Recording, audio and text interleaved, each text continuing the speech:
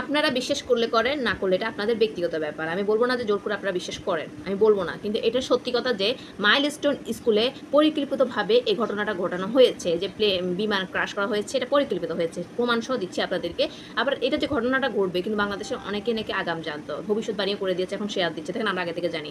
অনেকে জানতো, তাহলে এই লিঙ্ক কিন্তু ভাইরাল হয়েই গিয়েছিল, যেটা পরিকল্পিতভাবে এমন একটা ঘটনা ঘটবে, বিমান ক্রাশ করবে, আর পাইলট তৌকির আহমেদ নিউ, তাকে দিয়ে চালিয়ে দেওয়া হবে। তার জীবনটাও গেল, সাথে অনেকগুলো বাচ্চাও গেল, কিন্তু তাদের স্বার্থ তারা পেয়ে গিয়েছে, তারা সাকসেস, যেটা চেয়েছেন তারা সেটা পেয়েছে, যে ছোটো ছোটো শিশু বাচ্চাদের জীবনটা চলে গেল। আসলে ওদের দয়া মায়া নেয়, ওরা যে এইভাবে একটা কঠিন পরিকল্পনা করেছে, ছি, মানুষ এতটাও খারাপ হতে পারে। আপনারা বলবেন আপনি এই নিউজ কোথায় পেয়েছেন, শুনেন।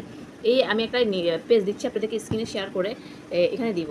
আশির করি, ইনি হচ্ছেন পাইলট তৌকির ইসলামের বেসমেট। সে একটা তৌকির ইসলামের বেসমেট আশির করিম লিখেছেন যে, মাফ চাচ্ছি, যা বলার বলেন, কিন্তু এটা পরিকল্পিত ঘটনা। তৌকির ইচ্ছা করে ক্রাশ করেছে এটা বললেন না। একাডেমিতে 2টা স্কোয়াড্রনের মধ্যে একটা সিনিয়র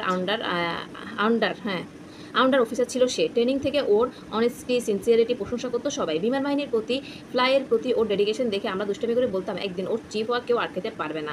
খুবই নরম মনের মানুষ ছিল। এতগুলা নিষ্পাপ বাচ্চার আগুনে পুড়ে যাওয়া শরীর দেখলে প্রতিদিনই একবার করে মরতো।